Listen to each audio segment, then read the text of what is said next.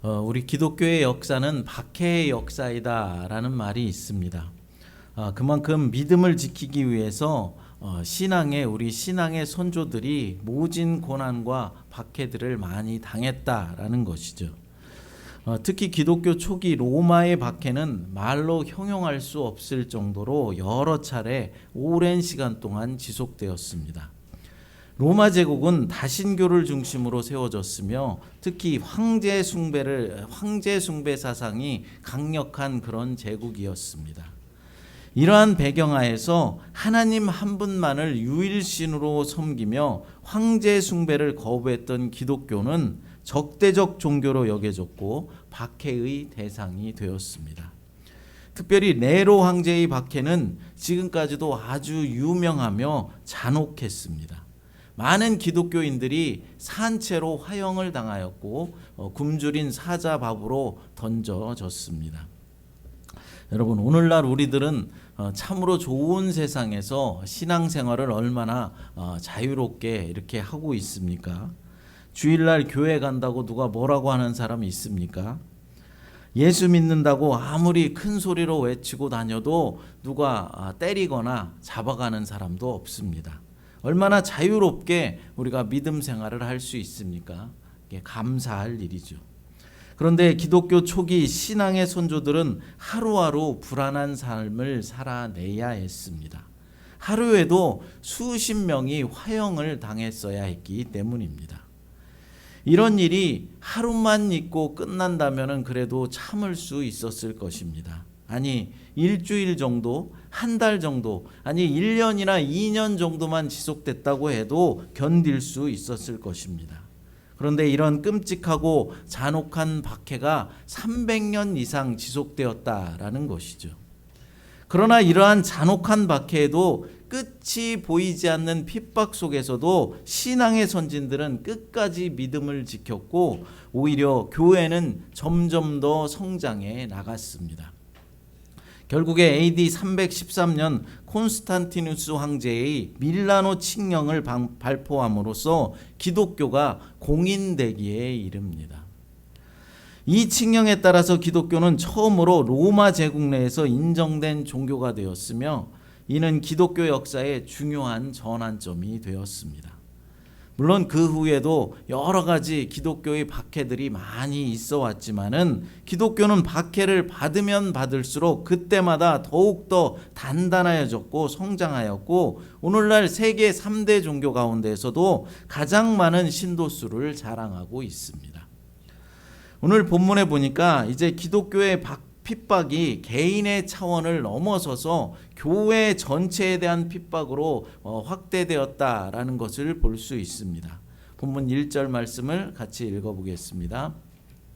사울은 그가 죽임당함을 마땅히 여기더라. 그날에 예루살렘에 있는 교회에 큰 박해가 있어 사도 외에는 다 유대와 사마리아 모든 땅으로 흩어지니라. 아멘. 사울은 그가 죽임당함을 마땅히 여기더라 라고 말씀하고 있는데 여기서 누가 죽임을 당했다는 것입니까? 스데반을 말하는 것이죠. 스데반의 죽음입니다. 초대교회 최초의 순교자였던 이제 스데반이 돌에 맞아서 죽임을 당할 때 그것이 사울은 마땅하다라고 여기고 있었다라는 것입니다. 그런데 그동안은 유대교 지도자들이 죽인 예수님이 바로 하나님이 보내신 메시아다라고 증언하는 그리스도인들 개인들에게 그리고 특별히 사도들을 향해서 경고하고 채찍질하고 죽이기까지 하였습니다. 그런데 이제 본문에서부터는 이 개인의 차원을 넘어서 이 핍박이 교회 전체로 확대되고 있는 것을 보게 됩니다. 스데반을 죽인 유대인들의 분노가 이제는 예루살렘 교회를 향하여서 이제 향하고 있다라는 것이죠. 예루살렘에 있는 교회에 큰 핍박이 있어라고 말씀하고 있습니다. 이 여세를 몰아서 이번 기회에 기독교를 완전히 뿌리 뽑겠다라고 나선 것입니다.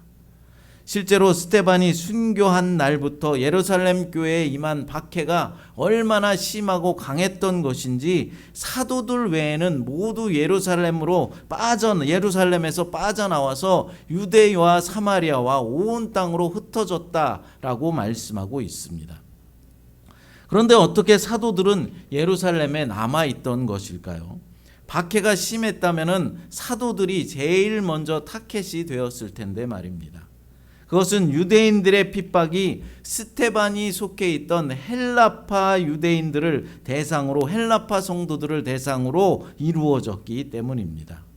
사도들은 모두가 히브리파에 속해 있었기 때문에 핍박을 어느 정도 견딜 수 있었고, 또한 그들은 하나님이 떠나라고 말씀하시지 않는 한 예루살렘에 남아서 자리를 지키는 것이 자신들의 사명이다라고 생각하고 있었습니다. 어찌되었던 예루살렘 교회는 이 극심한 박해로 인하여서 흩어지게 되었고 큰 타격을 입게 되었다라는 것이죠. 본문 2절을 읽어보겠습니다. 경건한 사람들이 스데반을 장사하고 위하여 크게 울더라. 아멘. 경건한 사람들이 스데반을 장사하고 크게 울었다라고 전합니다. 그런데 당시 유대인들은 사내들인에서 처형한 사람을 위해서 소리내어 울지 못하도록 금지하였습니다. 금지된 사항을 위반하면서까지 스데반의 죽음에 소리내어서 크게 울었다라는 것은 사내들인의 결정이 잘못되었다라는 것이며, 스데반이 돌에 맞아 죽을 짓을 결코 하지 않았다라는 뜻입니다. 그러니까 이것은 유대교 지도자들의 결정에 대한 공개적인 저항이었던 것이죠. 그럼 경건한 사람들은 누구를 말하는 것입니까? 경건한 사람들은 하나님을 경외하는 사람들이다 라는 뜻을 가지고 있습니다. 일상적으로는 유대인들을 말하는 것인데 아마도 이미 기독교로 개종한 유대인 그리스도인들을 말하는 것일 것입니다. 그들의 통곡은 스데반에 대한 사랑과 연민의 표현이었습니다. 그렇습니다. 예루살렘 교회는 통곡하면서 첫 번째 순교자였던 스데반을 하나님께 보냈던 것입니다. 이 스데반의 순교로 기독교에 대한 박해가 이제 그만 끝이고 종결되었으면 얼마나 좋겠습니까? 하지만 오히려 핍박은 더욱더 악화되었습니다. 본문 3절을 읽어보겠습니다. 사울이 교회를 잔멸할새 각 집에 들어가 남녀를 끌어다가 옥에 넘기더라. 아멘. 스데반에게 돌을 던진 자들의 옷을 맡아서 보관하던 사울이 이제는 교회를 잔멸하겠다 하면서 각 집에 들어가서 남녀들을 끌어다가 옥에 가두는 일들이 일어났습니다. 여기서 잔멸하다라는 말은 큰 피해를 입히는 것을 말하는 것이고, 사울이 상당 기간 동안, 오랜 시간 동안 이 일을 계속하였다라는 것을 뜻하고 있습니다. 사울이 한 번만 이렇게 나쁜 짓을 한 것이 아니라 오랜 시간 지속적으로 그리스도인들을 핍박하는 일에 열정을 다하고 앞장을 섰었다라는 것입니다. 여러분, 여기서 그리스도인들을 핍박하는 사울이 누구입니까? 우리가 잘 아는 바울 사도입니다. 우리 기독교 역사에서 어찌 보면은 가장 크게 쓰임 받았던 바울이 지금 무엇을 하고 있는 것입니까? 그리스도인들을 잡아들이면서 핍박하는 일에 우두머리가 되어서 일을 하고 있는 것이죠. 지금 이런 모습만 보면은 이런 사람이 훗날 위대한 믿음의 사도가 되어서 이방인들에게 복음을 전하고 신약 성경을 12권 내지 13권을 써서 기독교 역사에 엄청난 공헌을 할 인물이라고는 전혀 생각하지 못할 것입니다. 그러나 부활하신 예수님은 이런 사울을 다메섹 도상에서 만나 주셨습니다. 그리고 그를 변화시켜 주셨습니다. 눈에 씌어 있던 잘못된 생각과 사상들을 이제 걷어내 주셨습니다. 그렇습니다, 여러분. 그 어떤 악한 사람이라 할지라도 주님께서 만나 주시면, 주님께서 찾아오시고 주님께서 터치해 주시면 그 사람은 새로워질 수 있다라는 것입니다. 우리의 편협하고 잘못된 신앙관도 변화받을 수 있습니다. 세상에서 성공하고 부자로만 살아야 한다는 잘못된 가치관도 바뀔 수 있습니다. 나의 이익을 위해서라면 불법과 편법을 아무렇지도 않게 사용해도 된다라는 그런 세계관도 우리 주님을 만나면 변화받을 수 있다라는 것이죠. 간절히 바라옵기는 오늘 이 시간 여러분들도 부활하신 예수님을 만나게 되시기를 간절히 바랍니다. 이미 주님은 여러분에게 찾아와 계십니다. 다만 우리의 심령이 너무나도 완악하여서 또한 이 세상 가치에 점령당해서 살아가므로 내 안에 찾아오신 주님을 깨닫지 못하고 있을 뿐입니다. 조금 더 차분하게, 조금 더 세밀하게 우리의 영혼의 안테나를 여러분 안에 내주하고 계시는 주님께 맞추어 보시기 바랍니다. 지금도 내게 주님은 말씀하고 계십니다. 주님의 세밀한 음성을 들으시기를 바랍니다. 바울 한 사람이 이렇게 변화되고 새로워짐으로 세상을 변화시켰던 것처럼 나 한 사람이 변화되면 우리의 삶이 바뀌는 것입니다. 나 한 사람이 새로워지면 우리의 가정이 바뀌어질 수 있는 것입니다. 우리 교회가 새로워지는 것입니다. 나 한 사람 때문에 우리 교회가 놀랍게 성장하게 된다라는 것이죠. 더 나아가서 이 세상이 변혁될 수 있습니다. 하지만 다메섹 도상에서 부활하신 예수님을 만나기 전까지의 사울은 그리스도인들을 엄청나게 핍박하던 인물이었습니다. 그의 핍박으로 예루살렘 교회는 잔멸되었고 교인들은 뿔뿔이 흩어지게 되었습니다. 그렇다면 여러분, 하나님께서는 왜 이러한 핍박을 가만히 보고만 계셨던 것일까요? 스데반이 죽임당하게 되고 예루살렘 교회가 산산나도록 왜 주님은 침묵하고만 계셨던 것일까요? 오늘날에도 많은 신자들의 물음이 바로 이것입니다. 왜 살아계신 하나님께서 우리 믿는 자들을 보호해 주시지 않고 마귀 사탄의 농간에 빠지게 하시고 고통당하게 하고 어려움 당하게 하시는지에 대한 물음이 있다라는 것입니다.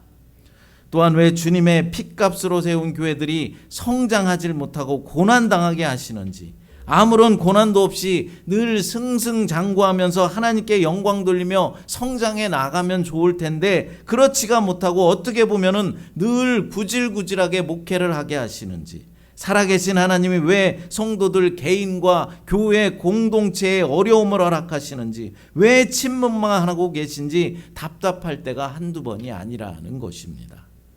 그러나 여러분, 하나님은 어제도 오늘도 침묵하고 계시지 않다라는 사실입니다. 과거 초대교회 때도 일하고 계셨으며 오늘날 지금도 일하고 계시다라는 사실을 믿으시기 바랍니다. 초대교회 당시 하나님은 스데반의 선교와 성도들의 흩어짐을 통하여서 주의 복음이 유대와 사마리아를 거쳐서 땅끝을 향해 가도록 모든 여건들을 만들어 가셨던 것입니다. 스데반의 순교로 시작된 극심한 박해로 예루살렘의 모든 성도들이 각 지역으로 이제 흩어지게 되자 복음을 담고 있는 주의 백성들이 말씀의 선지자들이 되어서 흩어진 지역마다 예수 그리스도의 복음을 전하게 되었고 그곳에서도 복음의 씨앗들이 자라나도록 일하고 계셨다라는 것입니다. 오늘날에도 마찬가지입니다. 왜 주님이 교회가 성장하지 못하고 주님의 교회가 성장하지 못하고 늘 어려움에 처하는가? 예수님을 잘 섬기려고 나름대로 최선을 다하는데 왜 나의 삶은 늘 이렇게 곤고한가? 왜 하나님은 나의 삶 속에서 침묵만 하고 계신가? 탄식하고 있을 것이 아니라 지금도 나의 삶 속에서 일하고 계시며 우리 교회를 세우기 위해서 역사하시는 하나님의 눈을 보게 해달라, 하나님의 일하심을 보게 해달라고 우리는 기도해야 하는 것입니다. 하나님께서 쉬고 계신 것이 아니라 지금 침묵하고 계신 것이 아니라 하나님의 섭리 속에 우리를 훈련시키시고 스스로 의의 길을 찾아갈 수 있도록 기다리시고 계시며 결국에는 우리들을 가장 좋은 곳으로 인도해 주신다라는 사실을 믿으시기 바랍니다. 문제는 우리가 하나님의 뜻 가운데 얼마나 바르게 서 있을 수 있느냐, 얼마나 하나님을 신뢰하며 끝까지 견디느냐의 싸움인 것입니다. 본문 4절 말씀을 읽어보겠습니다. 그 흩어진 사람들이 두루 다니며 복음의 말씀을 전할세. 아멘. 예루살렘에서 흩어진 그리스도인들이 유대와 사마리아 곳곳에 다니며 복음의 말씀을 전했다라고 증언하고 있는 것이죠. 세상 사람들의 눈으로 볼 땐 핍박을 피해서 도망친 피난민으로 보였겠지만은 하나님은 그들이 복음을 든 선교사가 되어서 세상 곳곳에 주의 복음을 전하는 주의 사역자들로 사용하고 계신 것입니다. 여러분, 활활 타오르는 장작불을 발로 걷어차면 어떻게 됩니까? 사방으로 불씨가 흩어져 더 큰 불을 만들게 됩니다. 이처럼 그리스도인들이 흩어지니 복음의 불이 활활 타오르며 땅끝까지 향해서 전진하기 시작한 것입니다. 마귀 사탄의 세력들은 우리 믿는 자들을 핍박하고 힘들게 만들면 믿음에서 떠나갈 것이다 라고 생각했겠지만, 믿음의 사람들에게 핍박은 오히려 복이 되어서 더욱더 단단한 믿음으로 세워지게 되고, 그것이 불씨가 되어서 더 큰 은혜들이 나타나게 되는 것입니다. 그래서 현대의 마귀 사탄의 계략은 조금 수정되었다고 합니다. 믿음이 약한 이들에게는 계속해서 핍박으로 흔들어 놓지만은, 믿음이 좋은 이들에게는 핍박보다는 오히려 성공과 풍성함으로 공격해 온다라는 사실입니다. 성공을 가져다 두고 물질의 풍성함과 평안함을 허락해 주면은 처음에는 하나님의 은혜로 생각하지만은, 그것이 점점 익숙해지면 그것을 당연한 것으로 생각하게 되고, 하나님의 은혜가 아니라 자신의 실력이고 자신의 노력으로 이룬 성공이다라고 생각하게 되어서 점점 더 교만해지고 하나님과 점점 멀어지고 결국엔 교회를 떠나게 된다라는 것이죠. 그러므로 우리는 환난과 핍박으로 유혹해 오든지, 광명한 천사가 되어서 우리에게 성공과 물질의 풍성함으로 유혹해 오든지, 그 어떤 유혹에도 흔들리거나 넘어지지 않도록 늘 깨어서 기도해야 하며 주님의 말씀을 단단히 붙잡고 있어야 하는 것입니다. 그래야 넘어지지 않을 수 있는 것이죠. 잠언서 30장 8절과 9절을 같이 읽어보겠습니다. 곧 헛된 것과 거짓말을 내게서 멀리 하옵시며 나를 가난하게도 마옵시고 부하게도 마옵시고 오직 필요한 양식으로 나를 먹이시옵소서. 혹 내가 배불러서 하나님을 모른다 여호와가 누구냐 할까 하오며, 혹 내가 가난하여 도둑질하고 내 하나님의 이름을 욕되게 할까 두려워함이니이다. 아멘. 이 아굴의 기도가 저와 여러분들의 기도가 되었으면 좋겠습니다. 나를 가난하게도 하지 마옵시고 나를 부하게도 하지 마옵소서. 날마다 이렇게 기도하시기 바랍니다. 아멘을 별로 안 하는 거 보니까 다들 고만고만하게 살기는 싫으시고 다들 부자가 되기를 원하시는군요. 그러나 여러분, 부자가 되면은 그에 따른 책임을 분명히 져야 하는 것입니다. 하나님을 믿기가 더욱더 어려워질 수도 있는 것이죠. 예수님은 낙타가 바늘기로 들어가는 것이 부자가 천국에 들어가는 것보다 쉽다라고 말씀하셨습니다.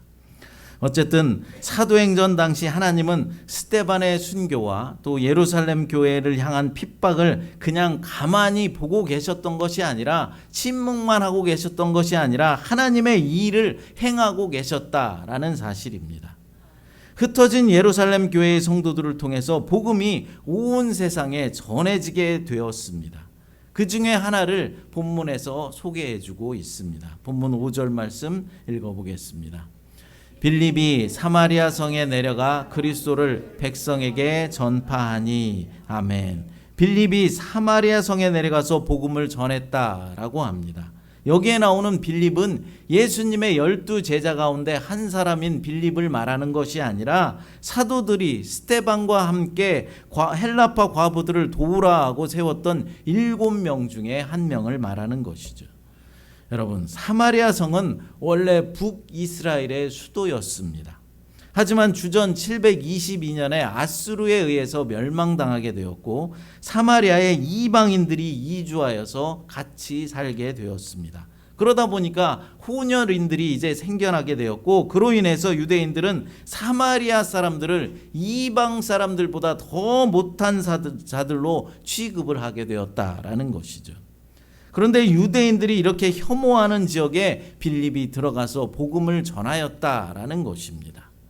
과거에 예수님께서도 사마리아 지역에 들어가서 복음을 전한 적이 있었습니다. 바로 사마리아 수가성에서 우물가의 여인에게 영원히 목마르지 않는 물을 마시라고 말하면서 예수님 자신이 바로 영생하도록 솟아나는 샘물이다 라고 전하였습니다. 사마리아 사람들은 빌립이 전한 복음에 긍정적으로 반응하였습니다. 예수님이 복음의 씨앗을 뿌린 곳에 빌립이 들어가서 이제는 복음의 물을 주고 복음의 걸음을 주고 있는 것이죠. 본문 말씀 6절을 읽어보겠습니다. 무리가 빌립의 말도 듣고 행하는 표적도 보고 한 마음으로 그가 하는 말을 따르더라. 아멘. 사마리아 사람들이 빌립이 전한 말도 듣고 그가 행한 표적도 보고 한 마음으로 빌립이 하는 말을 따랐다라고 말씀합니다. 7절 말씀 읽어봅니다.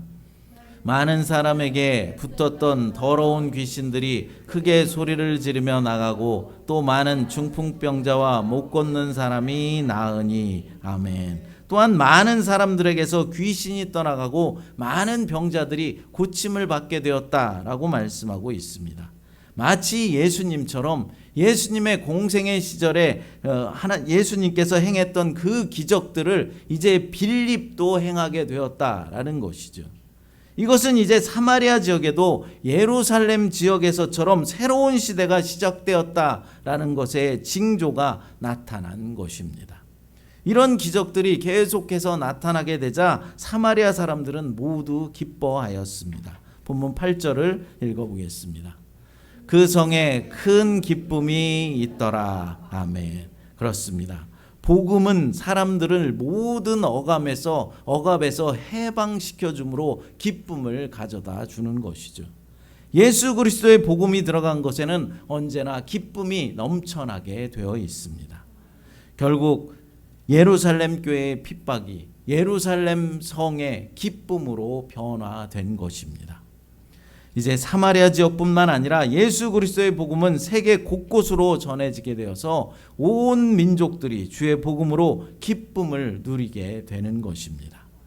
하나님은 바로 그리스도의 복음이 전파되게 하기 위해서 예루살렘 교회에 핍박을 허락하셨고 그로 인하여서 흩어진 성도들을 통해서 온 땅에 그리스도의 복음이 전해지게 하셨던 것입니다. 그러니까 핍박이 기쁨이 되게 하신 것입니다. 그렇습니다. 오늘날 우리의 삶에도 어려움들이 있을 수 있습니다. 주의 교회도 여러 가지 문제들로 힘든 시간들을 지날 때도 있습니다. 지금 당장 감당하기 힘든 돌덩이와 같은 그런 삶이 나를 짓누르고 있는 그런 느낌이 들 때도 있다라는 것이죠. 그러나 그것이 끝이 아니라는 사실을 믿으시기 바랍니다. 핍박을 당하거든 놀라지 말라고 말씀합니다. 위기는 기회입니다. 어려움을 인내하고 믿음으로 극복했을 때 하나님이 주시는 놀라운 기쁨이 있다라는 사실을 기억하시기 바랍니다. 하나님은 위기를 통해서 선한 일을 반드시 이루시는 분이십니다. 초대 예루살렘 교회의 핍박으로 인해 예루살렘을 떠나 땅 끝까지 가서 복음이 전해지게 하셨던 것처럼 말입니다. 하나님의 뜻은 분명합니다. 우리를 통해서 복음이 전해지게 하시는 것이죠. 우리 교회를 통하여서 그리고 여러분 한 사람 한 사람을 통하여서 주의 복음이 전해지기를 간절히 원하고 계신 것입니다. 그러므로 하나님을 경외하고 주의 인도하심을 받는 우리들은 어려움이 와도 인내하면서 주님 앞에 더욱더 무릎 꿇고 기도하면서 주님이 이루실 선하신 일들을 기대해야 하는 것이죠. 우리 교회와 여러분들을 통해서 이루실 선한 일들을 기대하면서 날마다 은혜 안에 거하시는 저와 여러분들이 되시기를 간절히 축복합니다. 우리 함께 기도해라는 찬양 부르시고 기도하도록 하겠습니다. 하나님 아버지 감사합니다. 오늘도 사도행전의 초대교회 성도들의 모습 속에서 교훈하시고 은혜를 주시니 감사합니다. 예루살렘 교회의 핍박이 결국엔 사마리아 성의 기쁨이 되고 땅끝까지 복음이 전파되는 시발점이 되게 하신 주님, 지금 우리에게 우리 교회에 닥친 어려움도 결국 주님의 복음이 전파되게 하시며 주의 선한 일들을 이루기 위한 것임을 깨닫게 하여 주시옵소서. 간절히 바라옵기는 우리들 한 사람 한 사람을 통하여서 우리 교회를 통하여서 이루실 주님의 놀라운 역사를 기대하며 우리에게 있는 문제와 어려움들을 능히 인내하며 극복할 수 있도록 하나님 역사하여 주시옵소서. 오히려 더욱더 단단해져서 주의 사역에 힘껏 동참하는 믿음의 사람으로 세워질 수 있도록 하나님 인도하여 주시옵소서. 거룩하신 예수님의 이름으로 기도드리옵나이다. 아멘.